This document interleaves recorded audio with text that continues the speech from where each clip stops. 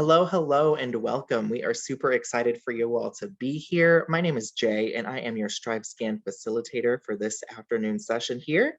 And welcome to the Western Association for College Admission Virtual Counseling College Fair. This is one of the panels that you have signed up for, and we have two amazing presenters to talk to you today about all of their genius. I've got a couple of housekeeping announcements before we go ahead and pass it on over to them, and then we will get started for our 45-minute session. Just so you know, you can use the Q&A button at the bottom of your screen to ask questions at any time. That is highly encouraged so you can be interactive with our presenters here today and get your questions answered. Also, your audio, your video, all of that is completely off, so we cannot see or hear you. Also, this is just one of many sessions happening. There are other info sessions happening later as part of this overall fair later this evening. And this presentation is being recorded. So if you need it, you can get it at strivescan.com within about 1 week, strivescan.com/WACAC. I'm gonna stop sharing my screen and I'm gonna let our two presenters come on and take over. Thank you so much. And thank everyone for participating. My name is Salvador Perez Jr. I'll be presenting as well as my colleague Marisol. And let me just share my screen before I continue. There it goes. Is everything good, Marisol? Yeah. Okay. We're good. All right. So we are here to talk to you about the CSU system and really focusing on the admissions process and also on the resources that are available, the differences within each university, of course, and also how to apply. We are going to be using Cal State San Bernardino as a reference just because I am a representative for Cal State San Bernardino. I do serve Riverside and Moreno Valley. So those are the locations that I do present constantly about what's so great about the university and how to transition from high school and from community college to the university. And so I'm going to pass it on to Marisol. Good afternoon, everyone. Welcome. Thank you so much for joining us today in our Cal State presentation. So my name is Marisol Lopez. My preferred pronouns are she, her, and hers, and I'm your Native American Outreach Counselor here at Cal State San Bernardino. And thanks again for joining us. Next up, I'm going to go ahead and review our Cal State San Bernardino land acknowledgement. So we recognize that California State University San Bernardino sits on the territorial and ancestral land of the San Manuel Band of Mission Indians, Yuhuevatum.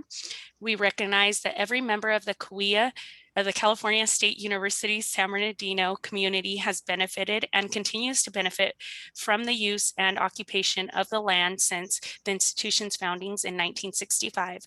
Consistent with our values of community and diversity, we have a responsibility to acknowledge and make visible the university's relationship to Native peoples. By offering this land acknowledgement, we affirm Indigenous sovereignty and will work to hold California State University San Bernardino more accountable to the needs of American Indian and Indigenous people. And just keep in mind, there is a lot of the universities work very close with Native Americans, so there is a lot of resources offered at other CSUs. As you could tell, we also do serve. We do have a land acknowledgement as well. So you'll see something similar within many universities, especially if you do identify as Native American. And if that's what you're looking for, then that's what we're focusing on in this presentation. Find the university that is for you, that's right for you. And I also want to mention that we do have,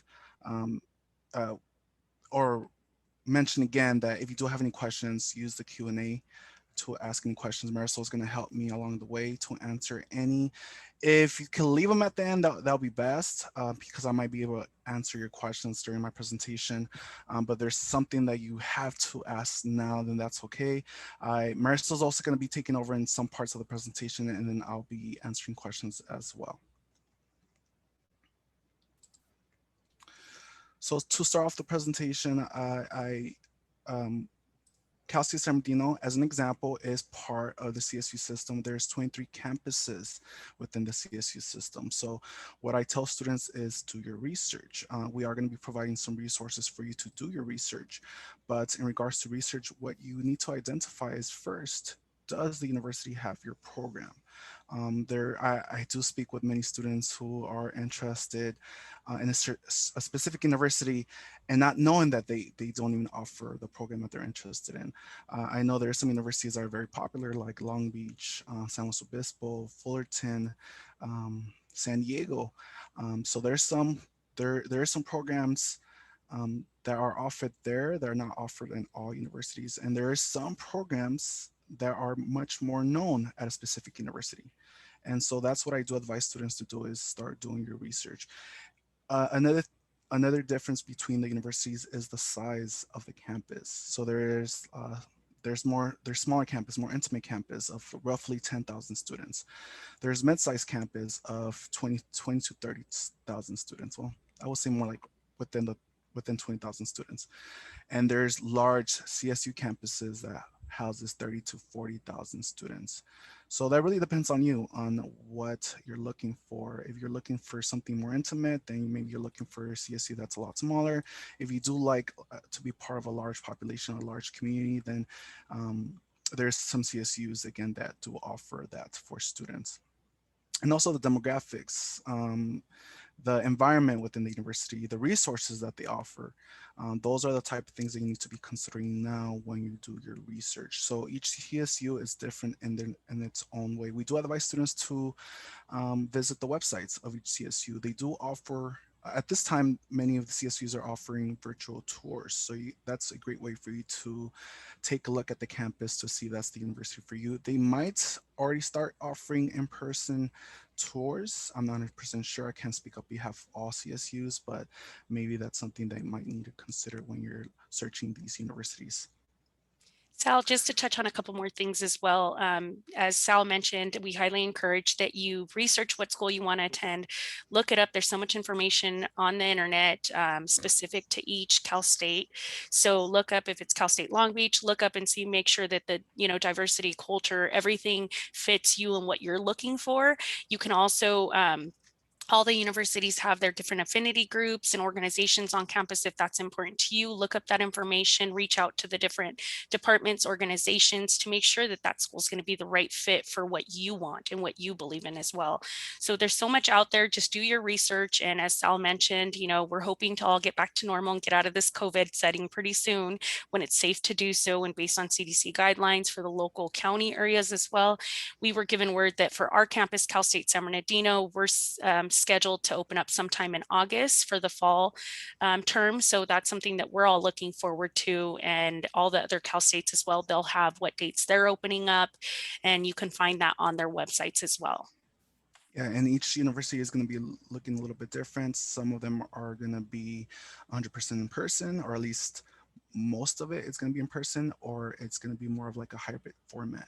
So if that's how you're deciding what university you want to apply for, then that's something, again, that you need to consider. And thank you, Marcel. No problem.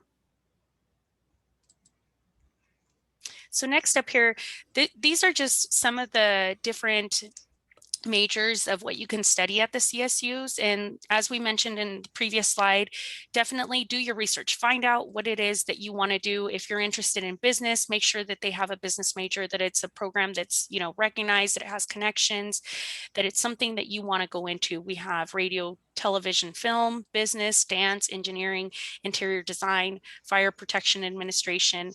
There's dairy science, education, there's hotel restaurant management, kinesiology, computer gaming design, music industry, tech, and this is just a few to name off. There's so many more. So make sure that once you decide what CSU you want to go to, do your research, find out if they have your major, find out if it's impacted, how impacted it is, because based on each university, some of them will be more impacted than others depending on the size. And so what does impacted major mean? That means that there's more students applying to those specific programs than a CSU can actually take in. So most of these impacted majors will have a separate application process for it. Like if it's a nursing program or kinesiology, you'd have to apply separately, and there's different GPA requirements to get into those specific programs. So we can't stress enough, really do your research on what it is that you want to do. And it might be the deciding factor of you going from to larger CSU to smaller CSU based on the impaction of the program you want to get into. And I posted a link on the chat. This will help you do some research. And that's going on to the next slide, Marcel. Sure. And so this one here is where you can go to the CSU website and you can find this information based on that link that Sal put in the chat here for everyone to review. And you can put in the keywords if it's nursing, if it's kinesiology, if it's business, whatever program you're looking for. And then you can look up that specific campus to see what it is that specific campus has, and also look at the requirements. If you're coming in as a first-time freshman, if you're coming in as a transfer student, there's different requirements. So make sure that you look at all of that and see if it's a fit that's a correct fit for you. And also identifying if they do offer your program, and just make sure you're looking at it correctly. It can get a little bit overwhelming. It will identify if it's under a BA or BS, those are bachelor programs, or an MA or MS, that's a master's program. So, and on the left-hand side, once you do start searching the different campuses and major, you are able to filter out. So if you're looking more into like in person or online, it will provide you that information. And another thing to look out for as well is, like, we're from Cal State San Bernardino, that's where we're based out of, but some of the campuses will have satellite campuses. So we have a smaller sister campus, which is located in Palm Desert, California. And so they also have, you know, different programs, and they have a travel van that commutes back and forth on a daily basis once everything's back to normal from the Palm Desert campus to the main campus if those students need to commute to our main campus for a class that possibly our sister campus does not offer. So look at your campuses that you're interested in and see if they have a sister campus or a satellite campus that might be closer to your home. So look at the different options that are out there. And each university, again, it's different in its own way, but a lot of them do offer the same services. They might be called something different than another university. So, but for the most part, a lot of all the universities do provide some sort of advising services. Maybe it might be under a specific program or under multiple programs. So those are things that we do provide for students to help you be successful as you're attending as you're pursuing your bachelor's degree, and also if you're looking at above and beyond degrees. But many of these universities do provide academic services. They also do provide a type of career center to help students also find jobs, help you with your resume. They might even provide you, work clothing. If you maybe might not have any professional clothing, if you maybe do have an opportunity to get interviewed somewhere. So a lot of these universities do provide a lot of the same services, but some offer more than others. So that's why I do advise students to, again, do your research. And if anything, get in contact with the university.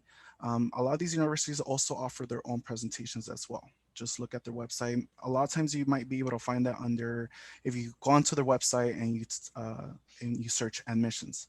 Usually the admissions department are providing presentations on that university. In regards to other programs, go ahead, Marisol. Sorry. One thing that I was going to mention is based on some of these services that are offered through like the Career Center, these are key essentials for a student that's coming out of their undergrad, or if they're coming out of their master's program and looking to seek employment while they're still students or when they're graduating, getting that assistance with resumes, cover letters, and they'll advise you on what's going on out in the workforce for the demographic area that you're wanting to apply to. And they're going to help you create those resumes and cover letters that are going to set you aside from everyone else. So really look at those areas and see what the schools offer. And Another service that's also available through these programs is like the Ubershot Den. That's specific to our campus, but most of the campuses have them. And as Sal mentioned, that they're all named something different. And that's just a food pantry for our students. I was a college student once. Sal is still currently in his master's program, and I know how hard it is to get through some of the programs when you're having to, I worked full time and went to school full time in order to make it through. Everybody has different situations, but there's so many resources on campus to help the students, whether it be with meals or clothing, as Sal mentioned. So those are some great resources. There's also students services for students with disabilities, so that if that applies to you. And we also do offer the Education Opportunity Program. The CSUs do offer the Education Opportunity Program. That's something that you'll be applying when you do apply to the universities. It is an option for you. It's not required for you to apply to the Education Opportunity Program, but if you are accepted, then you are provided with services under advising. So you have a specific department that is just focused on you and is focused on you being successful, making sure that you are taking the right classes and you are doing what is necessary in order for you to graduate. They also do provide additional aid that might help you in regards to maybe anything that's for tuition or buying books or other areas that you might need that money for. And many of these programs also within the universities also offer their own tutoring services. And one of the things that I want to add to that regarding the EOP program, making sure that when you are applying to the CSU systems, it will ask you in your admissions application if you want to apply for that program. Make sure that you apply for that program at that time, because only in certain scenarios, and it's a case by case scenario, that they'd have to review your application once you've already been admitted. If you try to apply at that point, that is not the normal practice. You have to actually select that on your admissions application when you're applying to the school before you're even admitted to be considered into the program. That's the way. They'll review your application. Then if you are accepted, they will reach out to you and provide you with that extra assistance, as Sal mentioned. So it's really important that when you're completing an application to any CSU, that you're really reviewing the questions. And if you have any questions and you don't know how to answer them, contact that CSU school and talk to an admissions counselor and ask them, how should I be answering these questions? Because some of these questions, if you don't answer them correctly from the get-go, it's really difficult to get into these programs after, and you might not be able to apply to them. So really getting that extra assistance that you may need. And on any Cal State website that you're looking at, if it's Cal State San Bernardino, Cal State Long Beach, or San Diego, you will be able to find the admissions counselors' emails and phone numbers, so you can get in contact with those individuals to ask those specific questions. So, all right. So I know most of our population is transfer students, but if there's any first-time freshman students here, I'm going to go over this information very quickly, but the areas that I do want to focus on is that first student that's incoming as a first-time freshman. What is required from you from all CSUs is for you to have your A through Gs completed with a C or better. I mean, that's going to apply to most universities, even if it's not a CSU. The GPA requirement, what we advise students to at least pursue is a 2.5. But if you are below a 2.5, that we're going to be looking at other attributes, and that might be if you did any work experience, any educational programs, are you under veteran status, and so forth. So there is a point system within the application, but the higher the GPA, the less that we're going to be depending on looking at the attributes.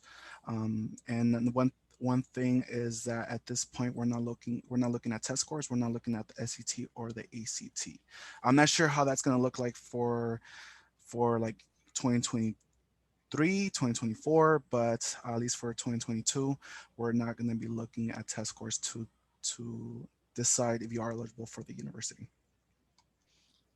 If you have taken the SATs or the ACTs, CSUs will use those for your main core courses like your math and science placements. However, as Sal mentioned, all CSUs are currently test blind. And from what I've heard and read quite a bit, even networking with other schools, a lot of the other schools out there are doing the same thing as well as the CSUs. Yes. So yeah, all of this information now that I'm going over is applying to all CSUs. I'm going to be giving some examples of how each CSU might look a little bit different after this slide. So I know most of you are transfer students, and so I do want to make sure that you are meeting the requirements in order for you to be eligible to apply. I do advise, again, I've said many times in my presentation, do connect with these universities because they're going to be a little bit more specific with you.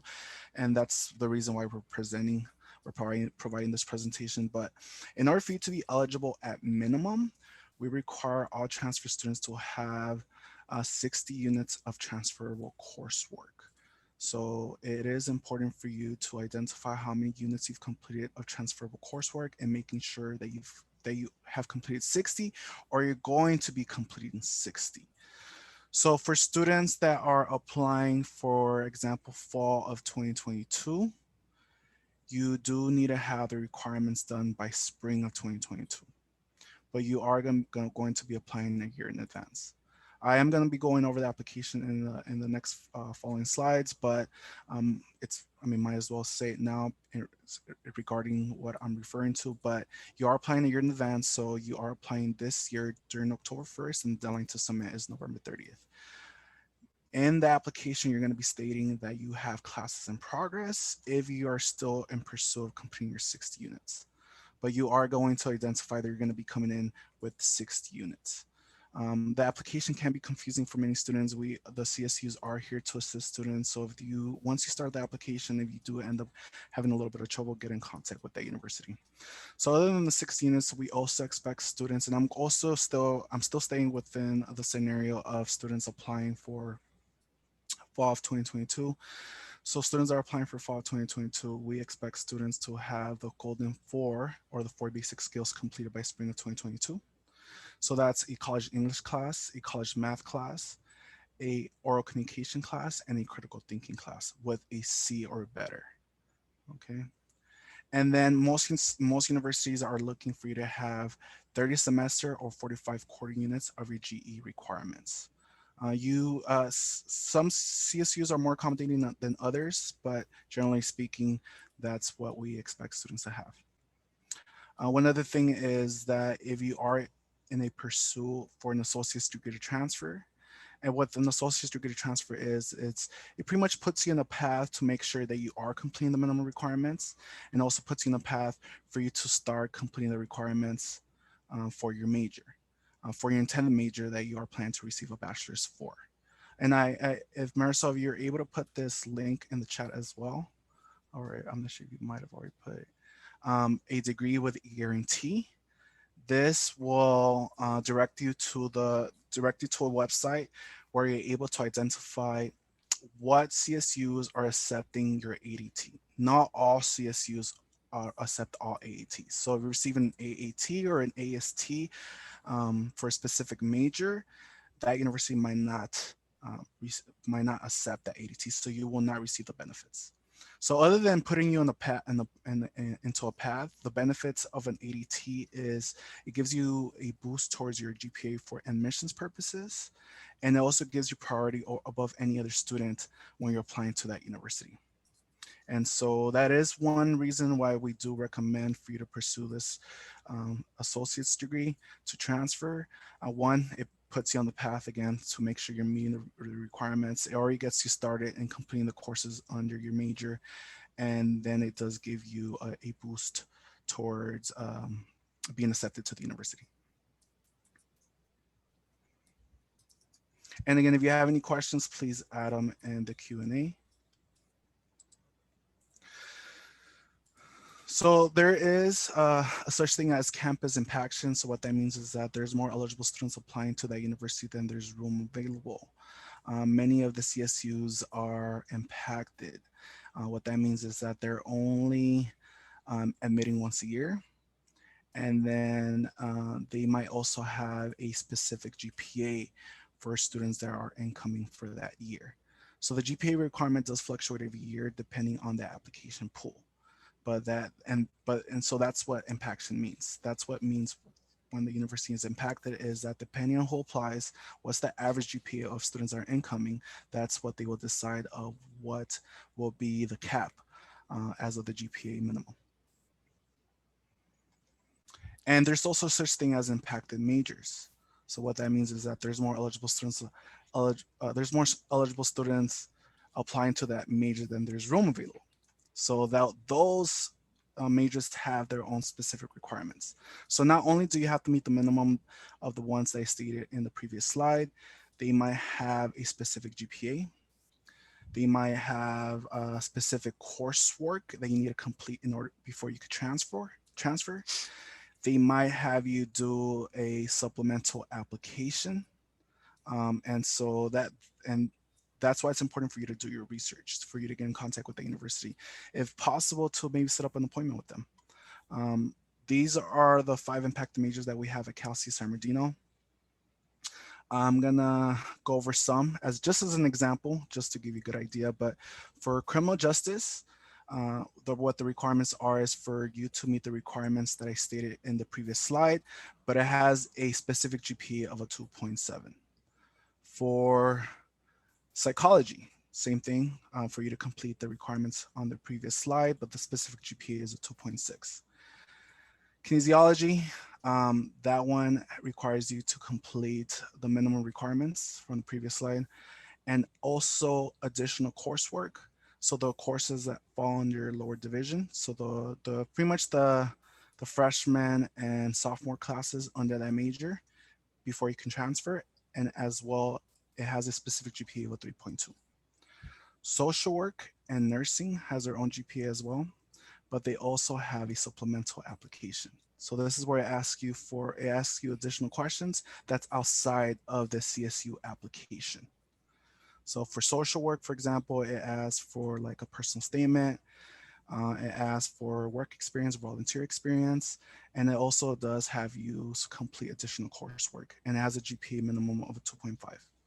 Nursing, again, supplemental application, and a minimum GPA of a 3.5.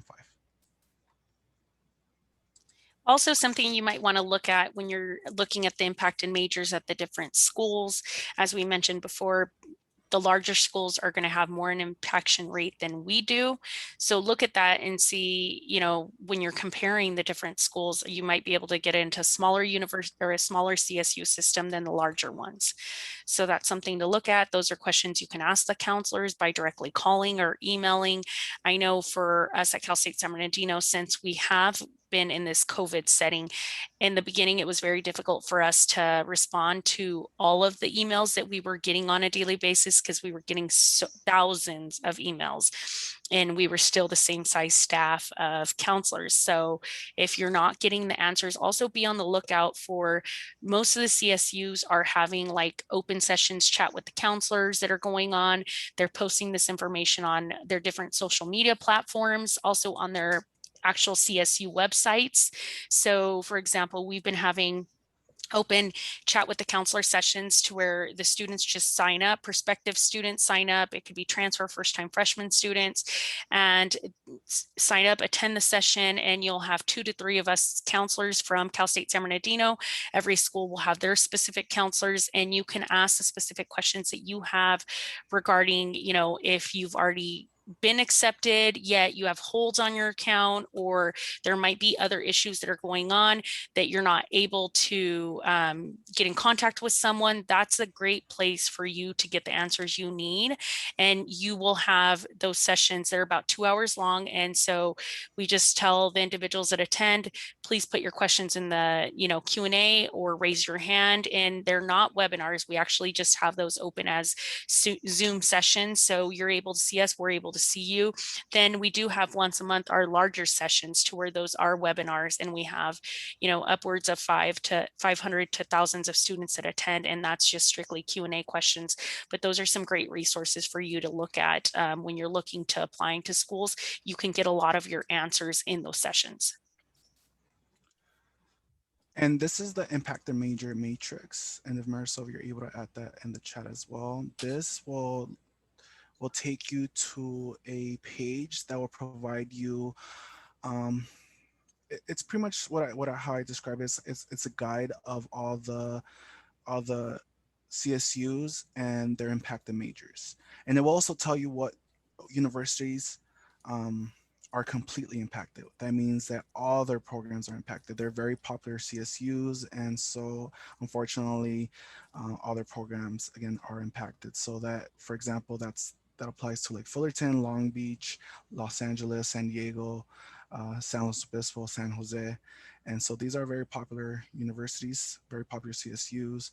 And so that's those universities for sure. I do advise that you get in contact with them, look at their website.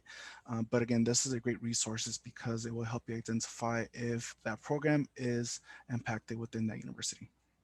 And another thing to look at and really research is with specific impacted majors, with the pre-requirements, you might need to come in as pre-nursing. So really look at those and find out by contacting the school and finding out what is it that you have to do. Because if you miss a step, you won't be able to get into the program.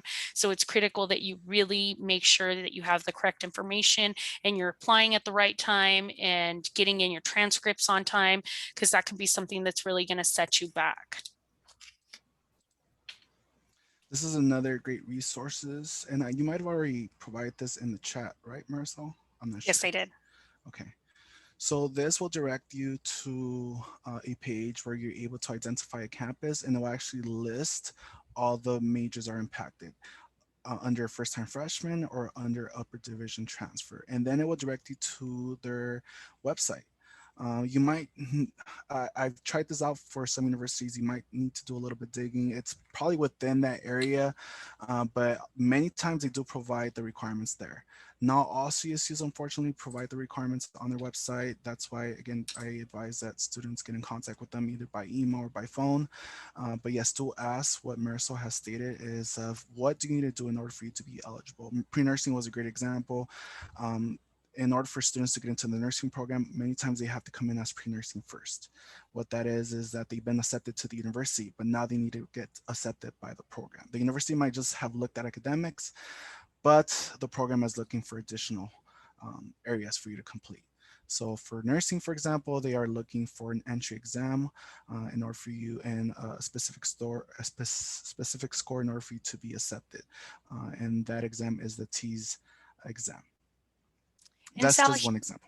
Go ahead. here, sorry to interrupt you there. I have a question that I'd like you to answer live just in case Mhm. others have this question as well. So it says, is impacted majors usually, will they be open for spring 2022? So many times it's not. They're usually, for many universities, they're only open for fall. Many of these universities have been accommodating for spring, but it's only been for non-impacted majors. And again, but I can't speak on behalf of all these CSUs. That's why it's important for you to get in contact with them and ask them.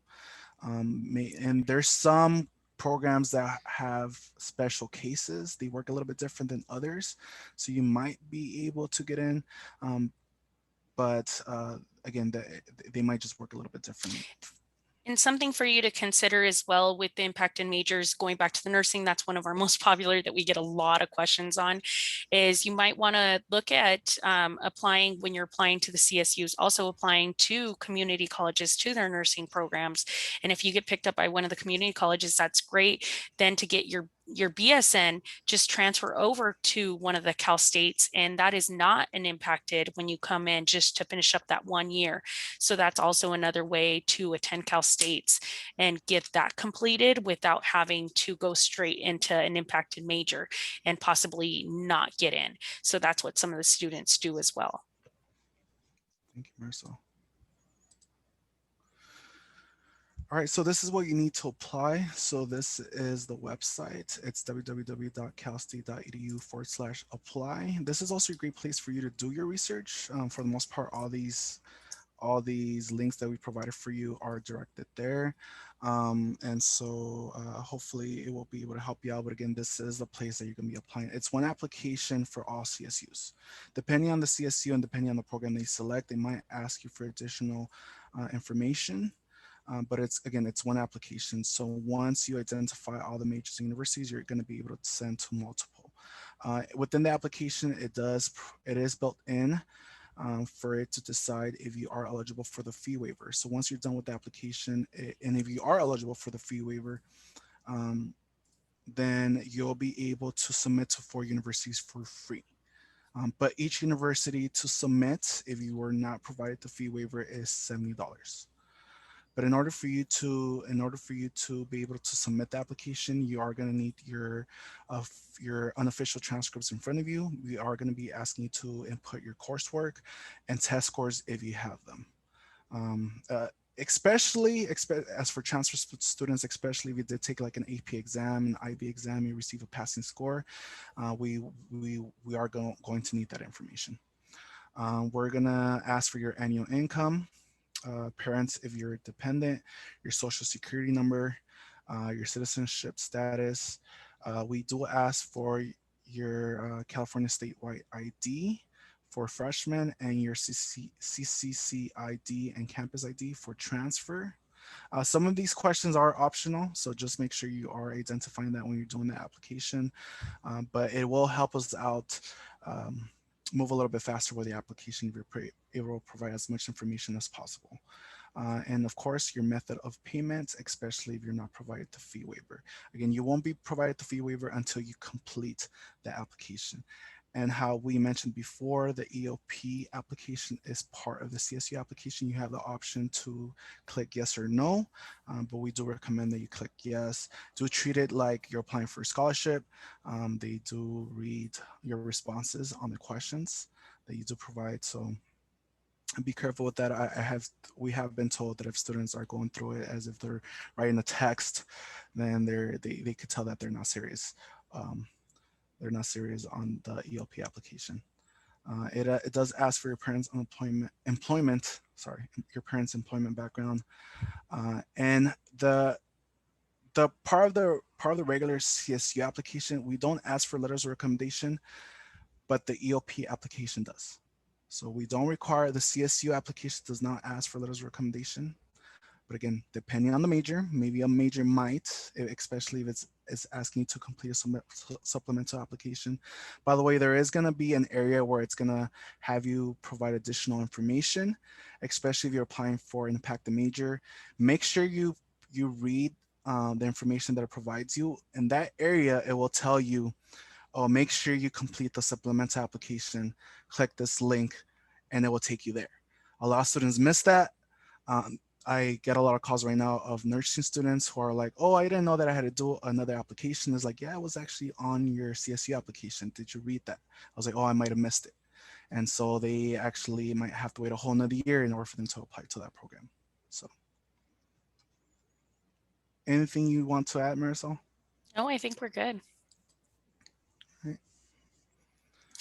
And here we have cost and financial aid. So this is specific to Cal State San Bernardino. We don't have the cost specific to all the other CSUs. That's something you definitely have to go in and research on your own, but more than about 80% of students receive grants and scholarships. And I actually did a little more research before the presentation and found that about $9,621 is the average amount that an undergraduate student receives through scholarships or grants specifically to Cal State San Bernardino. So that's a pretty good amount. And tuition and fees, it's about $7,000 for in-state students. For out-of-state students, it's about, 21,300. And that's not exact numbers, just a ballpark. And you Most can apply. CSUs. Yeah, for most of the CSUs, but definitely you have to get that specific information for that specific CSU that you are looking to apply to. And then apply for FAFSA or California Dream Act. Definitely you can do that. There's grants, work studies, loans, scholarships. So really do your research, find out what there is for you specifically and what meets your needs. Where it might be a deciding factor. I might get more financial aid at Cal State San Bernardino than I would going to Cal State Long Beach or San Diego or San Marcos. So really do your research and figure out what's going to work best for you and how, as far as assistance that you may need, contact that school, contact financial aid, contact the counselors, get the information before you miss deadlines and so on. Just really be informed on what it is that you need to meet your specific needs for you and your family. Have these discussions with your family members and make the best informed decisions that you can with the information that you're able to gather. And then many of the CSUs are going to provide for you your award letter, your financial aid package during April. And so one thing that the CSUs are going to ask for you to do is to commit to the university. They will ask for you to pay a deposit. For the most part, it's going to be, for most CSUs, it's going to be $100. And so they're going to be asking you to commit to the university by paying a deposit. And that is not due until May 1st. So you'll actually receive your package before you have to commit to the university. So apply. And, you know, I know a lot of students that don't even want to apply to a university. They might stick it out a lot longer at a community college. And so and what I tell students is like, well, apply, especially if you're going to receive the fee waiver. Apply, submit the application, do the FAFSA application. Of course, it is you are able to start applying for it during October 1st, and then see what you're going to be receiving for the institution to help you determine if you want to continue or not. And so that is important for you to know. Sal, I'm going to read off some questions that we have here in the Sure. chat. I'm an international student. I wonder, do international students have to show their financial statement to the school or not when applying? And I'll let you answer that one, and then I can move on to, I'll read off the other ones. Their financial statement. So are you referring to like when you're filling out the application? If that's what I'm understanding, it is going to be asking you for your family income. How many people are in your household? Are you dependent or independent? It's not going to be asking too much specific questions, but it's going to be asking, those are like the main ones for sure. And so that information you do have to provide. And you can contact the financial aid department at any CSU that you're specifically looking into to get further information on that. And here, the next question is, do international students, are they eligible for financial aid? That's a little tricky. I try to stay away from that a little bit because there is specific cases for specific students. There's always aid for all students, but I'm not 100% sure if you're going to be going through the same channels as other students. I'm not sure, Marisol, if you have a better understanding on that. So once again, you'd need to contact your specific CSU to find out if you are eligible for financial aid. If you're not eligible for financial aid, you can also apply for scholarships. There are international scholarships, different things, grants available out there. So really look into all those options. And it's really specific. We can't answer some of these questions because it's really specific to that university. And even then, when we get a lot of these questions, we refer them to our financial aid department, and they come on and assist with that. And here's one of the other questions that we have, Sal, and it says, did you say earlier that CSUs currently were not able to accept AP scores? No, it was, so we're not, like for first-time freshmen, for incoming freshmen, we're not asking for you to provide your SAT or your ACT scores, but we are asking the students to provide, and this is for transfer students as well, to provide your AP test scores, especially if you receive a passing score. A lot of times students assume, because we are going to be asking you to provide your coursework in the application, and later on we are going to be asking for your official transcripts. A lot of times students assume, because the depending on the score you received, will provide you college credit. Especially if, of course, if you received a passing score, and students are like, oh, well, I have 60 units with the credits I received because of the AP exams that I took. But they're like, oh, well, did you submit those scores to us? So you are going to provide that information first, state in the application, and then you're going to provide that information through College Board. Okay, and then here we have one more thing. So it was linked to a previous question regarding, I believe it was the financial aid. So are they required to show bank statements as an international student? No, No, it's asking you general information, the same questions that I ask all students. And then here's another question. Where do we go to get our AP scores from? So from College Board. You get them from College Board. So you are able to speak with the CSUs. Sometimes they're able to retrieve those scores for you, but if they're not, then they'll give you instructions on how you can send your scores. And last thing here before we end it out is just really make sure if you are transferring, you are responsible for getting your transfer information to the CSUs. The CSUs will do their best to get information from your community colleges, from your high schools. However, sometimes we don't get responses as well. So really make sure that you're following up with your counselors, advisors, and really doing the legwork. And emails the best way so you can keep track of what is going on communication-wise. Check communication. When you apply, we're going to communicate with you, and we're going to provide you ways for us to communicate with you. So stay on top of that. And that pretty much concludes our presentation. Thank you, everyone.